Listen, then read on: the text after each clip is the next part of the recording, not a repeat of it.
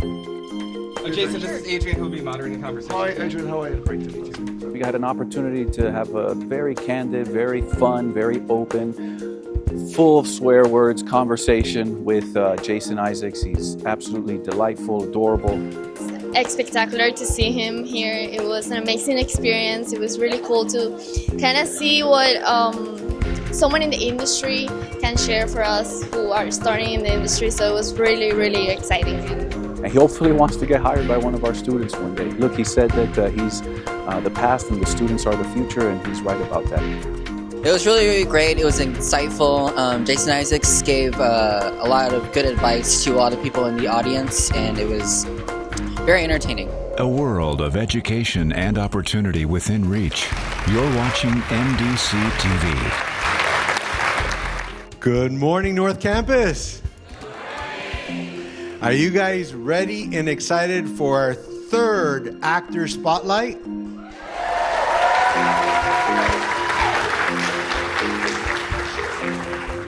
You know, just a couple of years ago, I remember we took the stage for the first time and we welcomed Nicolas Cage. You guys remember, some of you that were here from back then?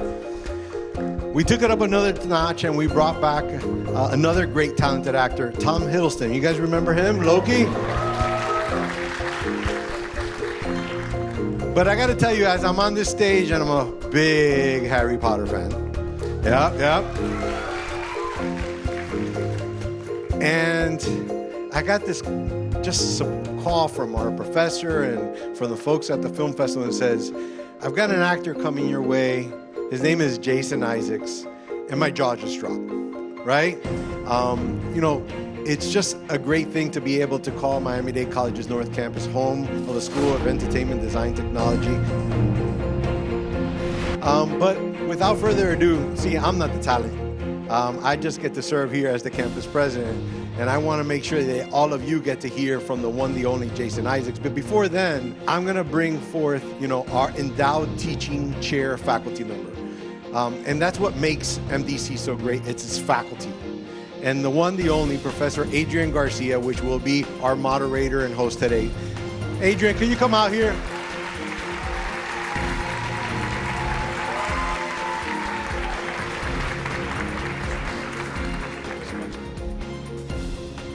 Oh, I'm just so happy to be here. Thank you for the kind words, President Vasquez.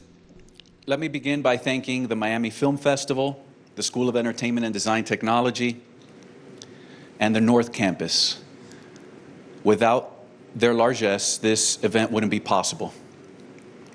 When I was your age, and in film school back in the 1940s, no, I'm kidding. I remember dragging my mom out to an event just like this one.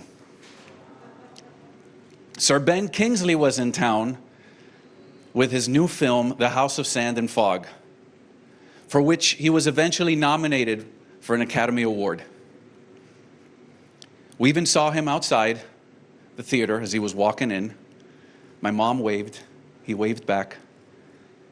He's not that tall, she said. Turns out our heroes often aren't. They're only larger than life on the screen and in our mind's eye.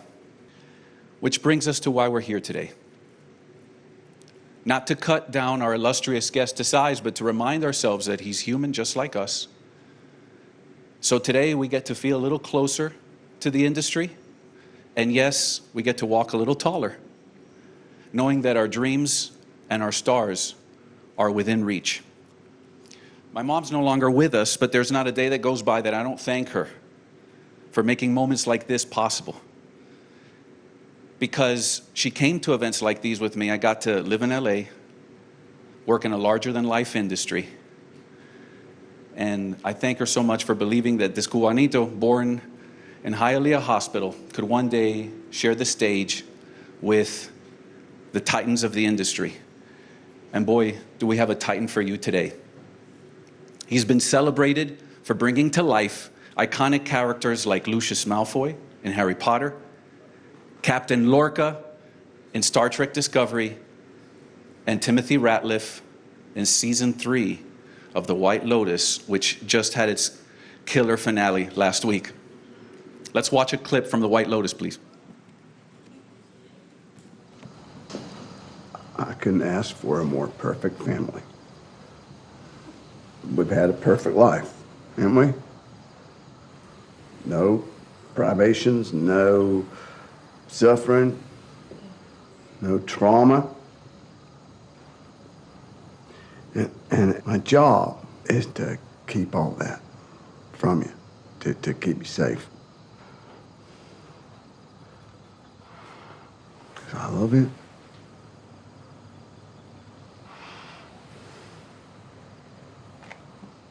I love you so much. We love you too. Dude. Love you, Dad. Love you, Dad. So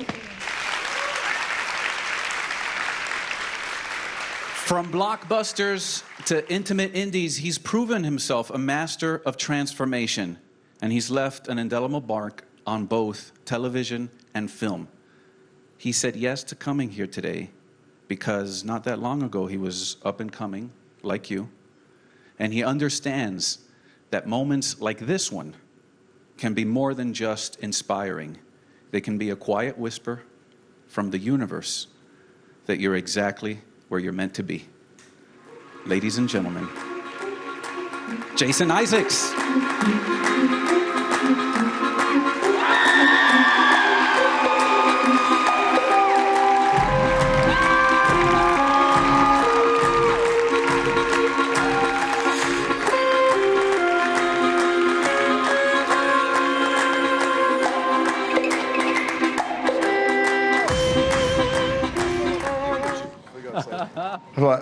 I mean, at first I was worried it was a Lifetime Achievement Award, and I'm just getting started. And now it felt like a eulogy, and it's all over. We're getting a precious gem. Thanks so much. Honestly, it feels like 2 minutes ago that I was a student sitting out there, and when people came in to talk, I remember seeing them going, "That's all very well, they're sitting there, but like, I'm never actually going to get a job.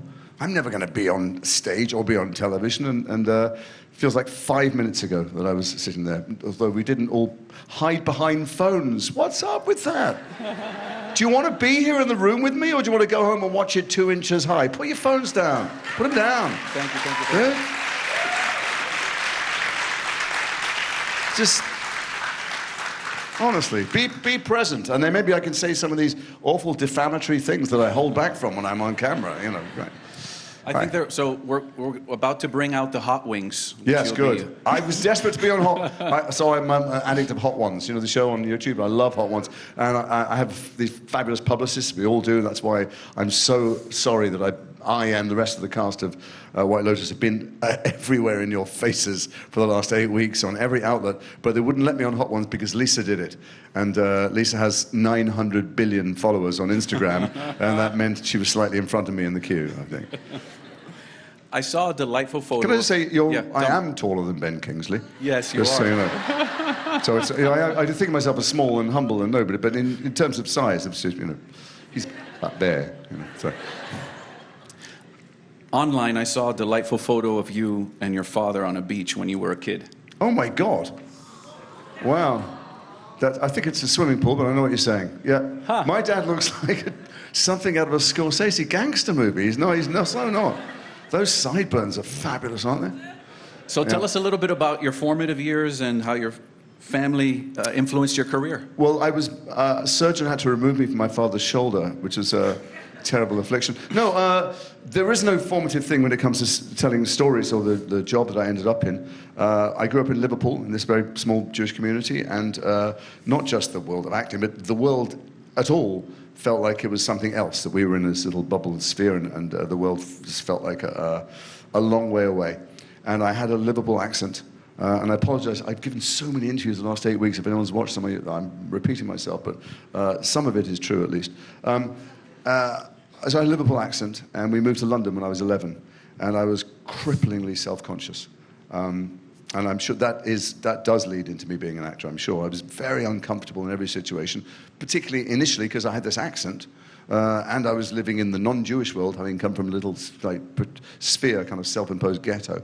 And so I developed early on this ability to code switch, to be whoever I thought you wanted me to be, where I might fit in better. So my initial accent was like that. I don't know if you know Liverpool, but that's a very posh accent for Liverpool. That's not like a thick accent.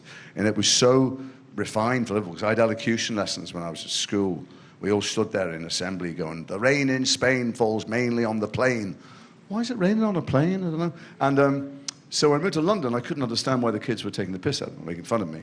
And so I immediately I had a thick London accent. Different accent at school, different accent when I was at home.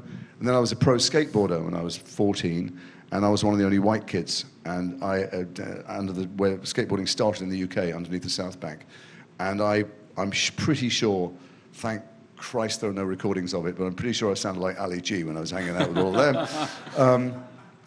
And then I went to university and to study law, and I was suddenly thrust into this world of people with double-barreled names who had country houses and servants and sports cars, and had gone to public, boarding schools and stuff, and they had a completely different accent. They all sounded like the royal family to me, and I sounded like them within 2 days. I don't know that I fooled any of them, but I just wanted always to be like other people, so they didn't look at me really in some way, or thought I was like them. Well, I don't know the whole talking autobiography, but I'll just take you up to this point. I was at university, drinking a lot, taking a lot of drugs, doing whatever I could to try and be with everybody else, like everybody else, invisibly, not the things I was self-conscious about. And about 2 weeks into university, I was staggering around the student union building, drunk, and there was a sign saying, "Can you do a northern accent? Audition for a play." My brother had done a play when he was a student. I thought that was one of the things you ticked off. And I went into this room with Dutch courage, and the one thing I knew I could do authentically was a northern accent, because I've been hiding it most of my life.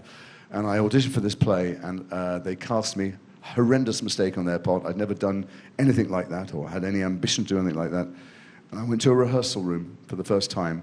And in that room, I think was maybe the first time in my life, I wasn't self-conscious about who I was, because who I was outside the room. Inside the room, we were looking at these things that I'd never discussed before, like what makes people jealous, what makes people hate, what makes people love, what makes people fearful.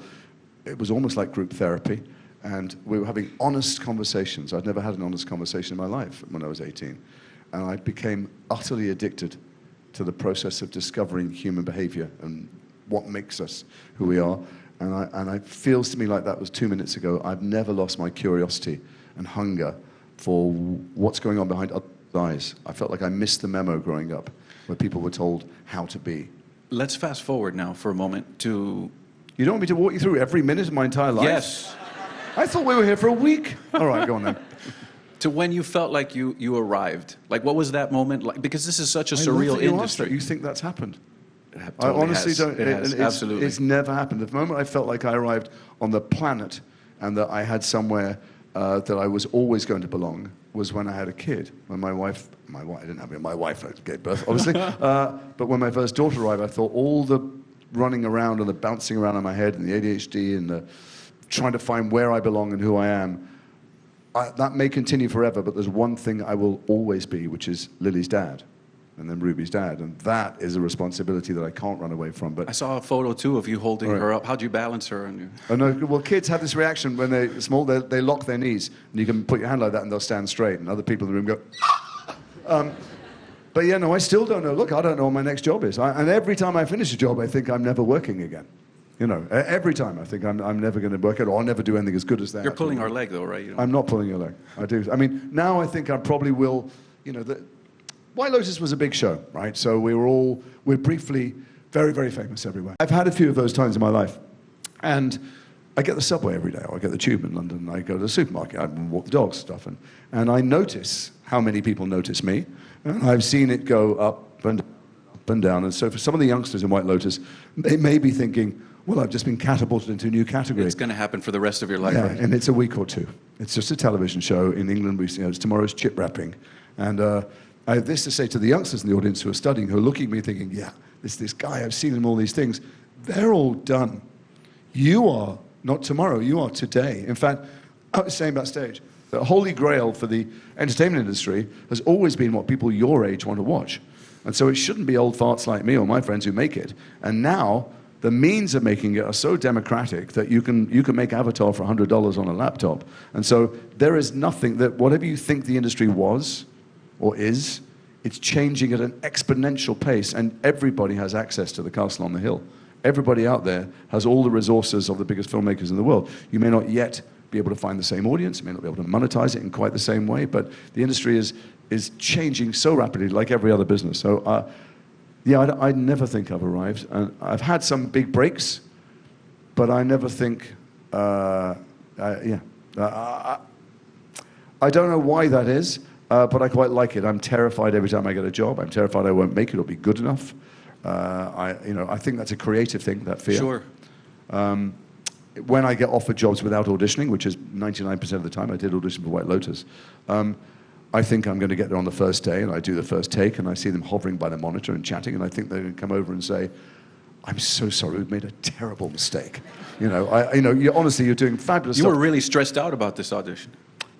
I'm stressed about any audition. Auditions are fucking terrifying. Are you joking? Yeah. Actually, so I'm very friendly with Anne, the magnificent actress Anne Dowd, who was she plays Aunt Lydia in Handmaid's Tale, and she was in Mass with me. Anne told me that when she used to audition for things, there was a period of time when she didn't get any jobs. She just go, why? She's one of the greatest actresses I've ever seen in my life. She said, and someone said to her, someone gave her some advice, and then she started to go to auditions and think, I don't need anything from you. I don't want this job.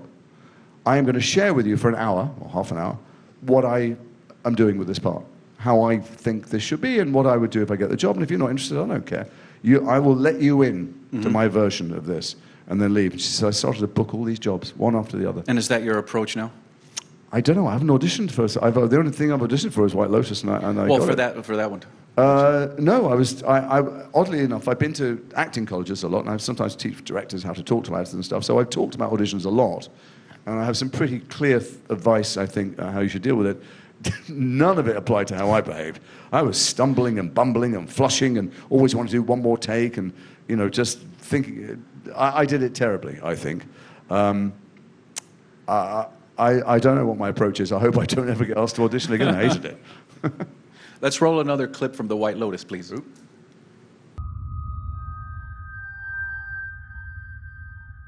No. Dude. It's what? Coconut milk's off. Yeah. Coconut milk's off. The coconut milk is off. Okay, the coconut milk is off. No. Don't drink it. All good.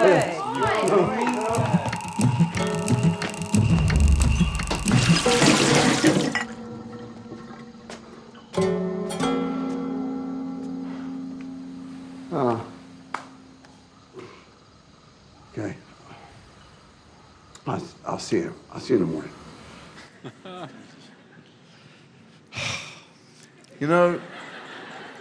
It's a funny thing. People don't talk to directors about how to work with actors very often. A few times went to the British Film and Television School, and I was stunned by the amazing lessons they get in craft everywhere, but not how to engage with performers.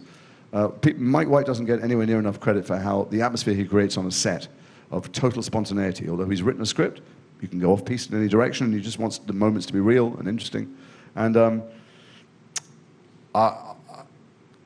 people misunderstand what acting is often. So when directors talk to actors, they talk about the shape of something from the outside. So the worst versions of it is when they go, I think you should smile there, and maybe shout that line, or they give people specific instructions. Mm-hmm. And what the audience sees is the 1% of the iceberg, and the important stuff is the 99% of the iceberg. What is that feeling? What's going on for someone? That's what Mike talks about with you. And so the misconception is that acting is building a shape from the outside. When to smile, when to crack, when to talk your head. And sometimes it is, and that's when it's awful. But with this stuff, for me at least, and for most people, I had to get myself into the headspace of someone who wants to die and kill his family. And I watched that, and instead of being the idiot who's making cheap dad jokes here and trying to get laughs off you, I'm just catapulted back into how unbelievably miserable I was as Tim. Now, by the way, I love the catharsis of feeling other people's feelings and seeing what it's like to walk in their shoes.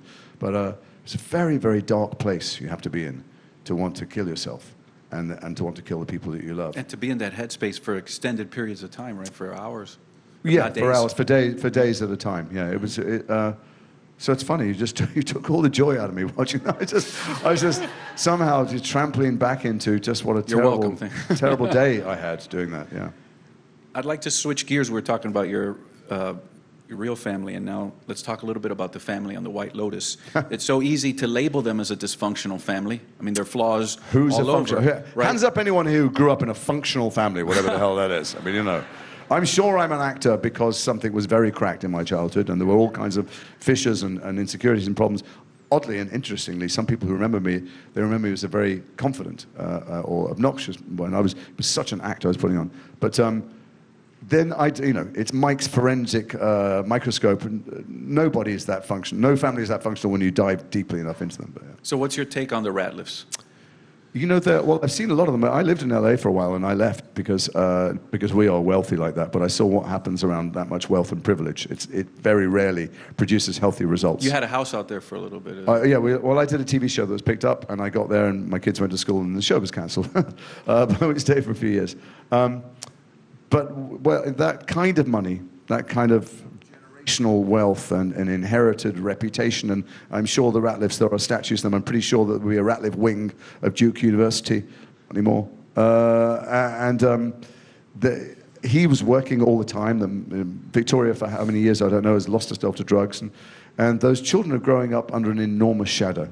And I saw the children of Hollywood icons when I was there, and I saw the children of very wealthy people. And I've seen it in other places of the world. And it's a very, very tough way to raise someone. And I've seen a lot of a lot of incredibly damaged people who, from the outside, look like they will have had every opportunity to them.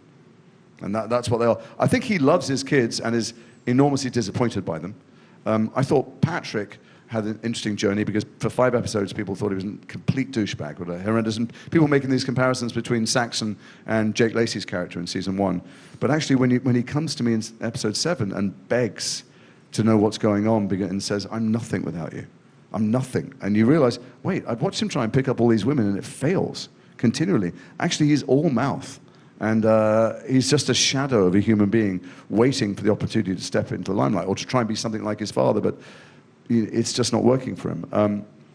The thing about Mike, and the thing about any of you out there who are writers, is, well, let me come at this at a different angle. I did West Wings years ago, and West Wings is one of my favorite TV shows. I think it's utterly brilliant. I think Aaron Sorkin's a genius. Mm-hmm. One thing to be said about his writing, though, is you could switch the lines around between any characters. They're all incredibly witty, they're all incredibly evolved and powerful political figures.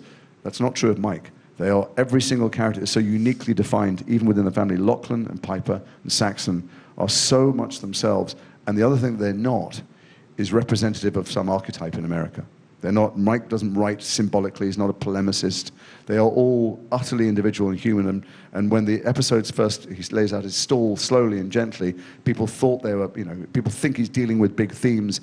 He is, but through the granular human detail of the way the characters speak to him. It doesn't start with a plan and go, this is what I want them to be.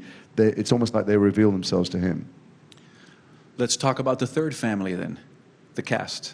Yeah. You spent 7 months with everyone. Actually, what people don't quite spent 7 months with the cast and the crew and the admin staff and the staff of the hotel. So we were all big, happy and occasionally less happy village of people who were trapped in this. And now everyone's talking about that, right? Those are all. There's a bunch of crazy shit online where people going, I can tell this person didn't like this. You can't tell anything about who, doesn't like or get on with anybody at all. All I was trying to make the point in the interviews is, don't anyone think we were all just on a holiday. If you go to Thailand for 2 weeks, you have a different experience from people who are in the same spot, working all day, every day for 7 months. So if you can tell us, who did you connect with maybe on a deeper level? And then what do you think about the experience overall of putting everyone together? Well, Amy Lou very amusingly called it a social experiment.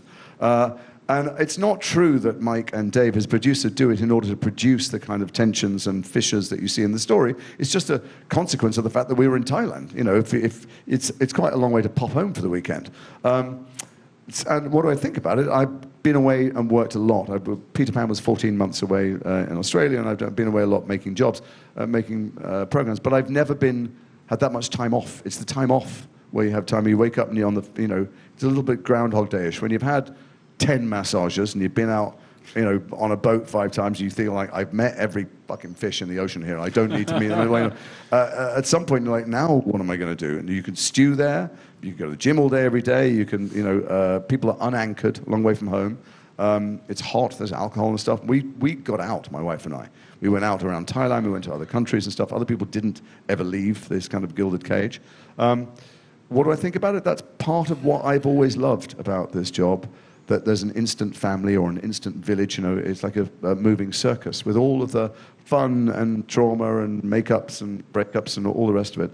It's part of what I love about it. But the notion that anyone should come and unpack the details of relationships with each other seems a little bit odd, right? And to take away from the story. You split your head. So is that the? Can I see that? I've got this really unfair You've got the reputation. Harry Potter scar now going. Yeah, no. I did have a Y-shaped scar, not a Z-shaped scar. The thing is, oh God, this is going to really come back to haunt me. I'm really coordinated, says the man who's probably going to fall off the stage in a minute. You know, I was a skateboarder, and I do a lot. I jump out of planes, and I play tennis and all that stuff. And so it's a little bit unfortunate that I had 2 or 3 major accidents, and one of them was we're shooting on this billionaire's boat. And it was hot. I mean, when I say hot, it's not like, oh, hot, I'd like to go on holiday hot. Hot like your fillings are melting hot, like not fun hot. Sneakers, sticking to the floor hot. And so anytime the camera wasn't rolling, we would dive into this quite small space that was air-conditioned, just be crammed in there like, sardines. And the staff of the boat, for the first time in their life, didn't have anything to do. They're normally running around after Russian gangsters, but actually, this time, all they could do was clean the windows for a couple of weeks. And so they cleaned the windows of this room, so much so that because they would orient the boat to get the mountain or the sun behind them, and you quickly got to shoot so that it cuts. And so at some point, they went, Jason, and I'm, being an obedient actor, I jumped and ran up onto the deck, but I didn't see the clear glass in front of me, and I went, boom! And I knocked myself out. I was apparently knocked myself out for a minute or two. I think that's a lie. But the second AD said he caught me and held me there. And then I stood up and I went, sorry, I was coming. And they went, no, I don't think we can film. And I went, no, sorry, we're good. And they went, no, your head has exploded. And I went, no, it's all right, that's fine. I'll just go on, just shoot, roll. And they went, no, dude, there's blood pouring all down you. And I'd split my head open, apparently down to the bone slightly. And I went, well, someone just give me a hat. Like, the character could wear a hat. It's fine. And they went, no, I really think you should be maybe going to a hospital or something. So anyway, miraculously, that scar, which was cleaned up by CGI, obviously, went away after a week. But there was a couple of others. I fell backwards into an empty swimming pool, banged my head. Not my fault. They said, Jason, we can see you move back a bit, and they hadn't roped off the way. I went, whoa, down. And then when I got this unfair reputation, I thought. But then we went to Bangkok to promote it. Just a month or 2 ago, a long time after the show finished. And I was late doing an interview and they had all, the cast and some of the HBO people were at a very fancy restaurant at the top of a building.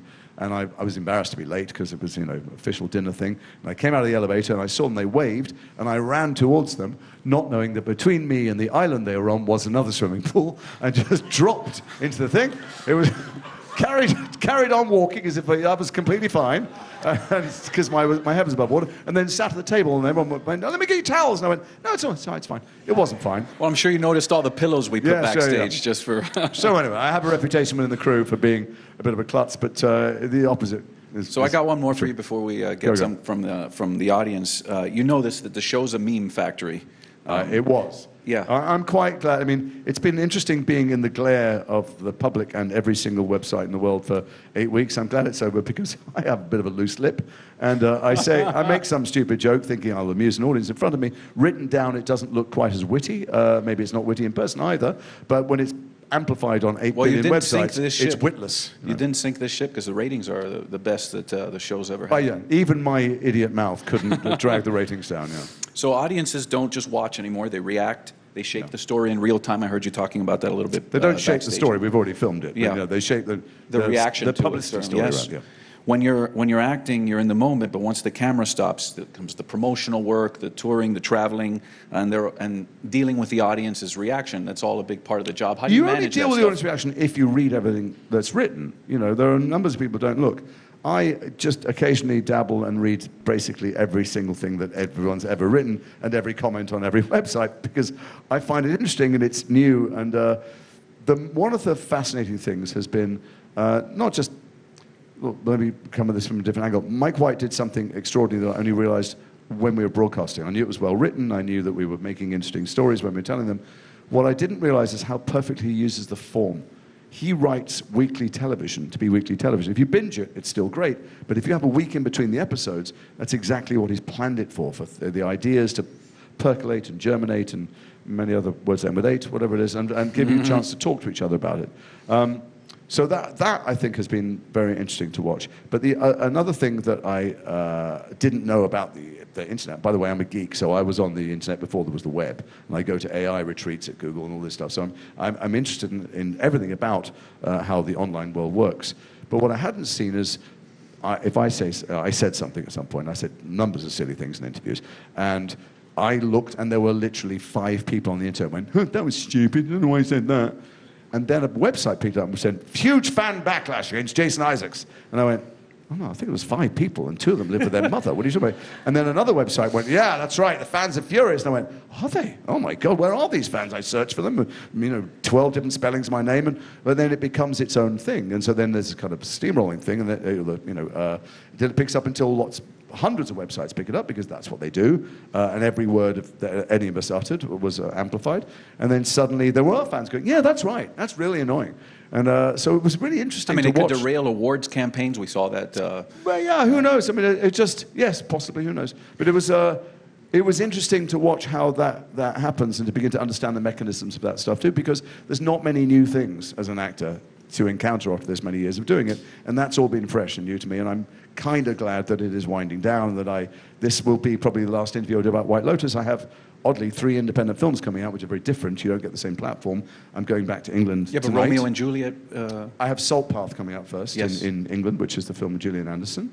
And then Words of War, which is a film about the campaigning journalist who was the first person to tell Russia that Putin was a gangster and they shouldn't have invaded Chechnya, and that there were mass graves there and rape camps. And then Juliet and Romeo. So yeah. Answer the phone. Don't worry. It's fine. Could be my agent. Go on. Who is it?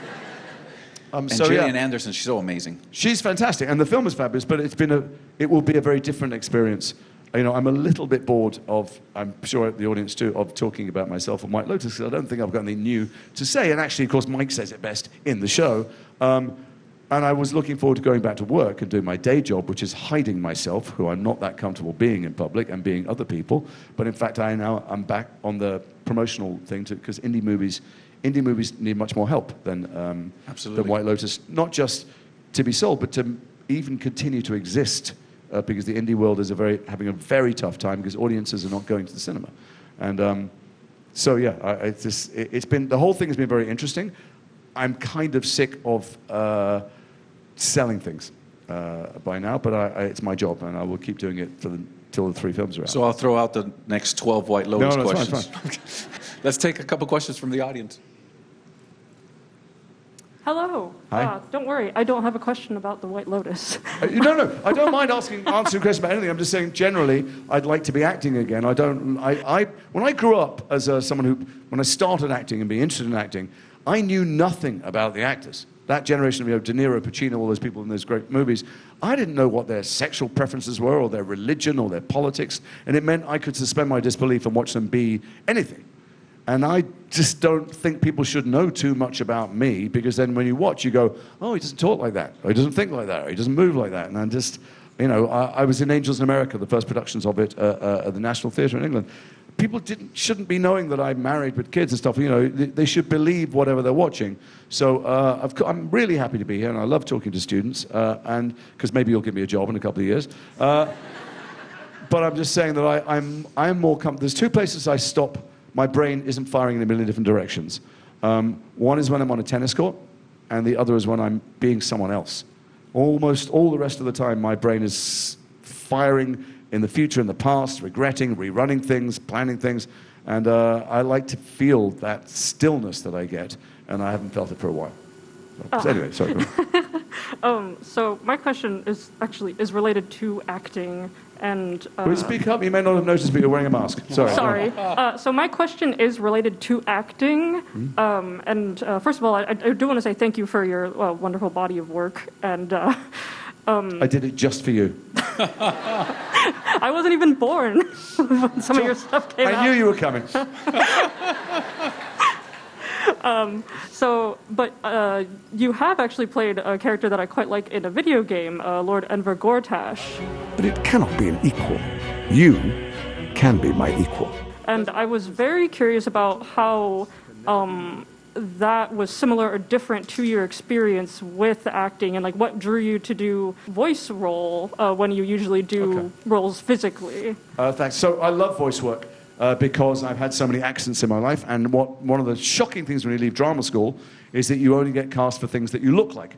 And at drama school, you're playing, you put a bit of grey in your hair and suddenly you're 90 years old or whatever, And but then when you get into the real world, you only get cast what you look like, whereas with voice work, you can be anything. So I've done so much voice work. I think the first series I did was Avatar, but I've done 100 video games before that, and Sorry? General Zhao, yeah. And then I've done so many. I've done lots of animated movies, and yes, I'm Gortash in Baldur's Gate 3, but I played Satan like 5 times. I'm in loads of DC movies. I've been Superman. I've been Lex Luthor. I've been Ra's al Ghul. I've been Alfred. I've been all this. But also I played. I was in the Black Eyed Peas project and the Masters of the Universe and stuff. You get to do things that you don't look like, and you don't have to get up early and put makeup on, and you can eat, and it's fun because you get to improvise. So most animated movies, you're improvising, and then they animate to you afterwards. With Gortash, what was odd about the video games, that and the Suicide Squad game that I was doing roughly at the same time over the course of a couple of years, you record millions of lines because it has to be every permutation of every scenario. So I don't know which version you've seen when you played the game through. So that's an odd thing as an actor because you don't know what performance to give because it depends which version they find. And I do audiobooks, and I like being on a mic. I find it comfy, and I like sounds. This is why it really upsets me when I travel around the world promoting things, and I find that the people who've watched the show have watched a different voice. When they've watched Lucy's Malfoy, 50% of them is his voice, but even things like the OA was massive all over the world in Netflix, but many people didn't hear me as Hap, and it bothers me because I wish they were watching subtitles, because I think when I hear someone speak, even if I don't understand their language, I think I can hear things about their levels of confidence or their levels of fear or whether they're someone who tail away at the end of a sentence or insist on finishing their words even though someone else is speaking. There's so much that's revealed about someone from the way they interact vocally. Anyway, that's why I love voice work. We got a question. Thank you. Hi. Hi. I wrote my questions. If I may, I'm going to ask you two. Reflecting on both their performance and character development, which fellow cast member from the White Lotus, choosing just one, left the most lasting, unforgettable impression on you? And the second question is, even though the White Lotus is an anthology series, the director always brings back characters and examines the lasting impact of their actions, providing kind of like a sense of continuity. Who do you think should be returning? Would that be you? So the first question, I'm absolutely not going to pick someone who I think is right. By the end of the show, I was so sold and completely embedded. I loved everybody. I loved my kids most of all. I mean, I became very good friends with many of the people. I think every performance was fantastic because for me, it's binary. I either buy something or don't. And once I buy something, I just think it is. I feel like I'm looking through a keyhole at life. And so no one did better than them. I often think acting awards are awards for the luckiest bastard who got the best part, the most dimensional, best written part. So I liked everything. But, who was I closest to? Patrick, Sam, and Sarah Catherine, I thought all had their moments to shine. I was so proud of them. I thought they did magnificent stuff. In terms of who would I bring back, I wouldn't presume to tiptoe into the base camp of the mountain of Mike White's genius. Whatever decision he makes will be the right one. I think Tim Ratcliffe is going to have a tough time in prison. Maybe he'll be pardoned by one of his friends. Maybe he'll phone a friend and get a pardon. I hear that's happening a lot in this country. I don't know if he'll be rushing back to the White Lotus. I'm not sure why anybody checks into the White Lotus. They must have a very good press department because percentage-wise, there's a very slim chance of leaving alive. But anyway, there we are. Thank you. Let's do one over here. Hi. Hello. Just a quick question. In voice work, like when you're voicing Zhao and Satan and Superman, and how do you quickly build those relationships with the invisible scene partner when you're in the booth alone? It's a great question because what people don't know mostly. So I was in the Scooby-Doo, that movie came out, for instance. Meant to be comedy. You're in, with Shaggy and all these other people. I never met any of the other people. All the voice work I've done, apart from Star Wars Rebels and playing the Inquisitor, and I did that. you don't meet any other person. You're alone doing your lines alone, and particularly in a couple of them, they're comedy movies in which you're meant to interact with other people. And how do you do it? I don't know. It's a nightmare, and it would be better if the other actors were there always. On Scoop, the director was in the booth, and when I made him laugh, it was both when I knew it had worked and when we had to re-record the bloody thing because they'd laughed on microphone.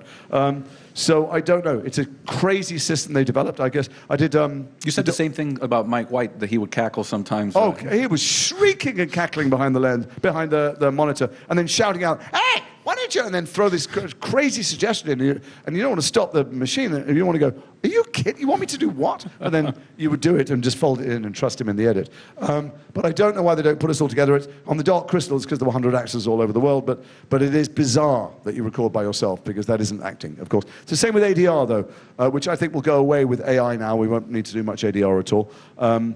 But when you're acting, well, let me take a little diversion. What is acting? I think there's a terrible misconception. Acting is never about the thing you're doing. If you read a script, and as directors, and I know there's many would-be directors in the room here, it's never about what you're doing. If an actor looks at the script and goes, "That's where I break down," or "That's where I'm angry," it's not.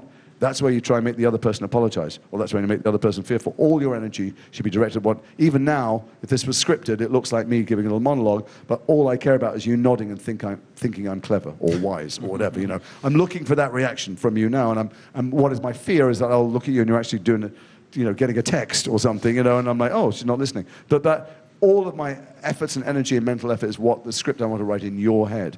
And when you go and do ADR, instead of being the character looking at the other person, you're looking at your own face and mouth and trying to fit words to them. So I'm glad that ADR will be done with thanks to AI, because it's the polar opposite of what acting is meant to be. And we'll do one more question over here. Hi. Hello, how are you? Before you had mentioned that you give advice to directors on communicating with actors. Mm-hmm. I sort of have that struggle too in trying to find the lines where I'm overstepping or crossing a boundary. What advice do you have for young filmmakers or young directors who, when it comes to communicating with actors? Well, so it's a slightly multi-headed hydra. One is that all people are different, all actors are different. Two, sounds a little bit obvious or even dumb, which is cast well. So that if you cast well, hopefully you won't have to say anything, because there's a tendency sometimes to say too much, and actually if you cast well and the actor understands the part, you need to give ownership to them. Some of the best direction I've ever had. I don't know how many people saw a series called The OA. Here, anyone see The OA? No? Okay, literally no one. Great, that's great. It's a beautiful series they did on Netflix, and I wasn't cast first. They shot with someone else. I arrived. A week after they started shooting, they replaced me. They replaced him with me. And I got to the set, and Zal Batmanglitch and Britt Marling, who wrote it and was starring in it, had lived with this show for years. They wrote it on spec. And I got to the set, and it was Grand Central Station. It was the most expensive day of the shoot. There was a lot going on, huge amount of pressure on them. And I said, listen, can I ask you a question about Hap? And there was some specific question about the character. And Zal said to me, look, you know the guy much better than me already, so you decide. It wasn't because he thought that, really. It's because he wanted to give me ownership. And the best note you can ever give is always a question. Even if you know exactly how you want a line delivered or what a moment should be, and I think he's happier there or they're angrier, and it's to come out, as my 19-year-old daughter said very wisely, who was directing a play, and someone said, how do you direct? She went, well, with actors, it's always a compliment sandwich, isn't it? So she's right. You come out and you go, what Mike White would always do, he'd go, hey, awesome, great, fantastic. Yeah, cool, let's go again. And then he'd walk away, and then over his shoulder, as if it was a casual after, he'd go, hey, just because we're going again, do you think the guy would be, do you think he's bothered by, and it was a question so that the answer gives the person ownership from the inside out. Mm-hmm. Never give a note from the outside in. It's always about what is it that you want from that person and what changes in that moment. And how are you trying to change the other person? And if you do that, the best performances I've ever seen, I've given maybe, have been off camera. It's because it's the time when you're not thinking, what am I doing? Mm-hmm. People look at me, it's about, what do I want? And there's never one thing you want. It changes moment to moment, depending on the other person. So just try and share the inner process with the person, have them share with you. When I was being too big in a thing once, and the director came to me, and he could have said, it's being a bit big, take it down. And then I would try not to do something. So if you could avoid the word don't, you're already winning. Because if you try not to do something, then you're hoping that mummy and daddy at the monitor will be pleased with you. But instead, he came up to me and went, that's interesting, you want her to know how upset you are? And I went, no. He goes, oh, okay. Do you think he might, I don't know, do you think he might want to hide it more, be struggling to hide it more? And I went, yeah. So then I was wanting to struggle to hide it more, which is an action, a positive action. So it's giving someone, A, ownership, and B, something to go for, which is internal. Jason, you mentioned Angels in America earlier. Entertainment Weekly named it one of the 10 best plays of the last 100 years. I think it's in my experience, it's the greatest piece of art I've ever come across that's been made in my lifetime, and nothing will ever touch it in the experience I've had as an actor, ever. Yeah. Some roles, right, they had the power to change the world. It felt like every single day we changed everybody in the audience. Not only did we change them, but while they were watching the 7 hours of it, they laughed like drains, they sobbed, and they learnt, and they changed the way they were going to interact with the world when they left the front doors. And in fact, I worked with, Kelly Riley, the wonderful British actress. I did a film with her with Sam Rockwell a few years ago, and we were in the makeup trailer, and this conversation was going back and forth that never really happens. If you wrote a bad script about actors, it would be happening. It never happens, but it so happens it was happening, which is, how did you get into acting? And I was like, are we really having this conversation here? Wow. But anyway, Kelly goes, well, when I was at school, I went to see this play, and it was just amazing, and I went back every day for returns. The whole year I went, I saw it like 50 times, and I thought, God, if I could ever do that. I went, Jesus, what was that? And she said, it was Angels in America National, and I went, I was in that. And she went, oh. And I went, all right, calm down. You're watching me. I'm rubbish in this. It's fine. No, it was a moment when the ley lines met. It was it was outside, but it was also universal and timeless. And if you get to do that once in a career, it's a blessing. I've had maybe 2 or 3 times something like it, but nothing has ever approached what that does. And I seek out that experience as often as I possibly can, but they're pretty rare. My sole concern has always been and will always be the welfare of this school and, of course, its students.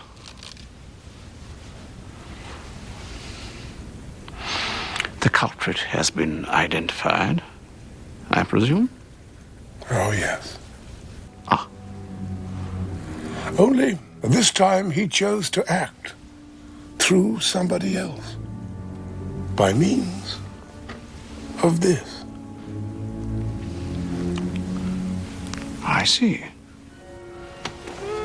Fortunately, our young Mr. Potter discovered it. One hopes that no more of Lord Voldemort's old school things should find their way into innocent hands. The consequences for the one responsible would be severe. Well, let us hope that Mr. Potter will always be around to save the day. Don't worry. I will be. Dumbledore. Come, Dobby. We're leaving.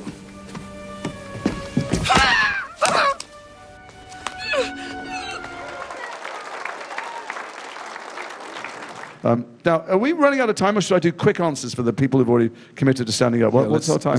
Let's do quick answers for everybody. Fine. Go for it. I'll be quick. I want to first say thank you for playing Lucius Malfoy. Made me appreciate my own dad.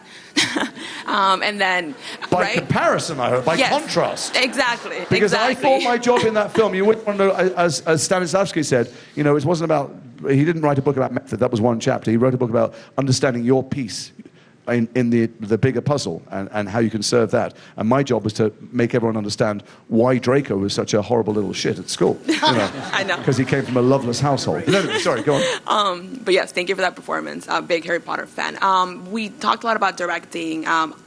Do you enjoy doing that part if you're looking forward to ever directing?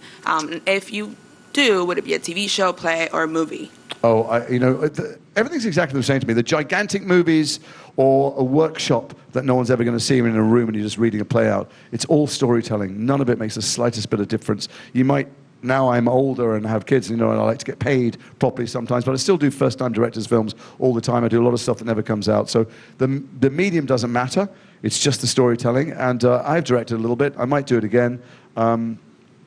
It's all storytelling. That's the other thing I would say to you is don't by any means limit yourself, particularly now that a phone is a film studio. It's full spectrum storytelling. Be writers, directors, actors, editors, producers, scorers. Do all of it. Don't limit yourself. You have no idea what you'll be good at and how the technology changes things.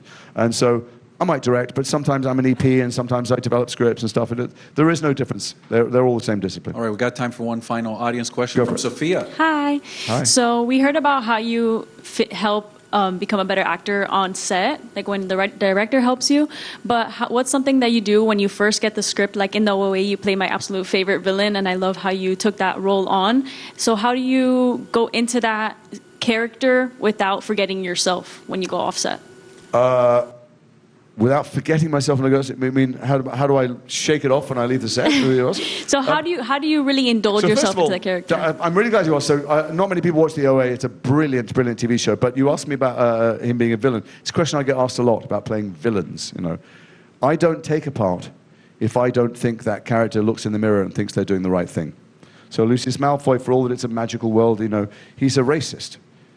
He's a guy that thinks the world was better when people's blood is pure, ethnically pure. And you don't need to look very far to find those people in the real world. I know that he looks in the mirror like the great Titanic industrialists of the early 20th century in America and around the world who were all subscribers to the eugenics theory, like people, today who are sitting, many of them in this country and other people around the world who are sweeping into power. So the guy in the OA, although he has people locked in the basement, experimenting on them with near-death experiences, he knows that they can transport dimensions. And if he cracks this scientifically, no one will ever have to die again. And we will all human beings for all time will be able to transport themselves into dimensions of their choosing where they live their perfect life. And nobody will give a flying fuck about the fact that 4 people suffered in a basement for a while.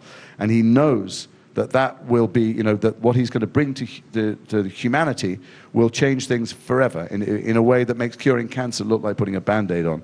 And he's not happy with it. He's not cruel. He's not sadistic. And so he's not a villain. He's a scientist who is making a moral compromise for the massive benefit it's going to deliver. And even the guy in The Patriot, who, is not someone you particularly want to come for Thanksgiving, is a guy who's trying to win the war. And he's motivated by the fact that his family, that he grew up as a very wealthy aristocrat, as many of the English officers did, but he's not the first son, and the father has lost all of the legacy. So either they were the second sons that weren't going to inherit anything often, or the money had been lost, and so all the privilege he grew up with is gone unless they win this war. And if they win the war, they used to travel around with a map and go, when we win this area, this will be my dominion, that's where I'm going to build my castle and stuff. And I've been privileged enough to work with lots of soldiers around the world. It's one of the things you do as an actor. You play cops and soldiers when you're early on. Now I play retired generals. But some of them, when they're being candid with you, one of the great privileges of being an actor is people tell you things they wouldn't tell journalists or their family, whether it's politicians or soldiers or drug dealers or, people share things with me.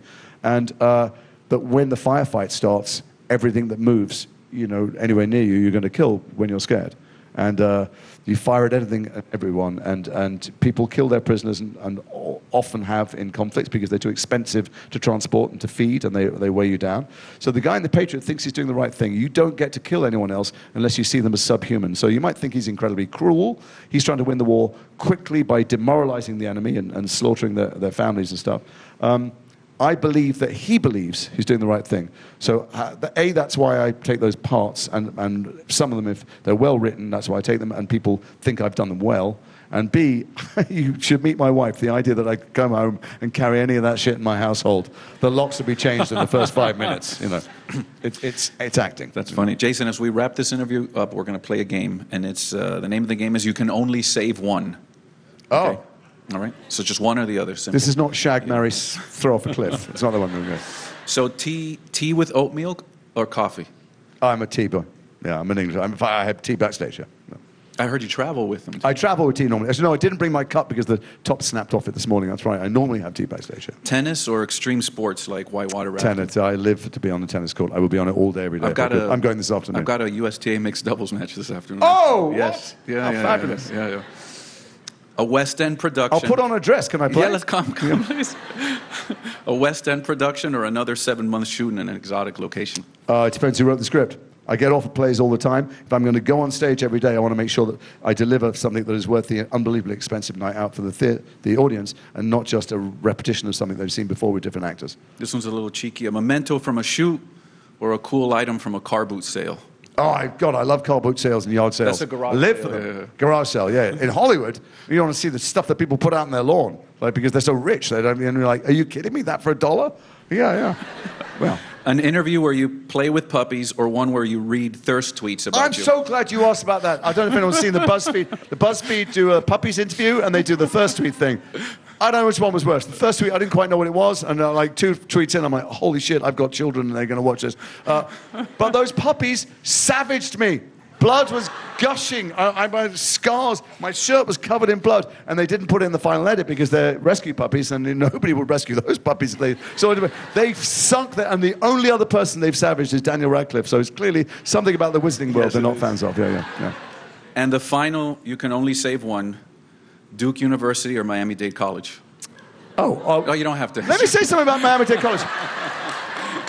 I was looking up facts about Miami-Dade College, and you know, I was very insecure when I was. I mean, one of the reasons I became an actor maybe was because I was too frightened to talk to girls. But when you did plays with people, amazingly, people would just sleep with you without any kind of effort at all. And apparently, Miami-Dade College is literally the biggest college. There's 174,000 people. So if you don't get laid here, it's never happening. Never. With that, ladies and gentlemen, Jason Isaacs. Thank you. Returning to the stage now are President Vasquez and some of the students you met earlier. Oh, hi. So, Mr. Isaacs, what a fantastic... Mr. Isaacs, is if you're arresting me or you're a proctologist? All right. Jason is fine. Jason. It was a fantastic experience to all our students and loved it, staff, everyone here today. On behalf of our film school, on behalf of Miami-Dade College at the North Campus and the Film Festival, we'd like to present you this token of appreciation as a Spotlight Award in appreciation for your encouraging words that will forever inspire Miami-Dade College students to pursue their dreams and reach their stars. Thank you so much. That's cool. Let me leave you with one thought, and it's a repetition of something I said earlier. Don't think that there is a world up there, the castle on the hill, that you need to assault that won't let you in. You are today and tomorrow. We're all yesterday's men, and with the technology that's around today, you don't even need to pursue your dreams. You're in it right now. Just start right now. The life starts today. Jason, we have one other. We had some White Lotus fans in the room. And we want to make sure on your next movie set you have the right shirt on, okay? Yeah. All right? You want to put it on now? I'll put it on. Yeah, that would be great. This is great. We'll cover him up. Give him the shirt. Cover him up. Am I a good closet here? All right.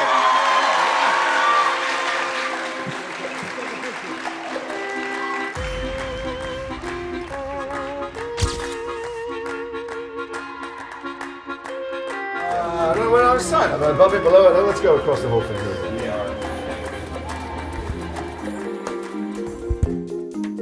So thank you everyone for coming, from the whole Actors Spotlight team. Don't stop believing, and we'll see you at the next one.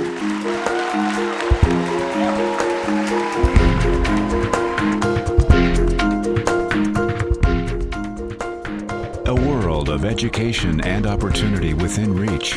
You're watching MDC-TV.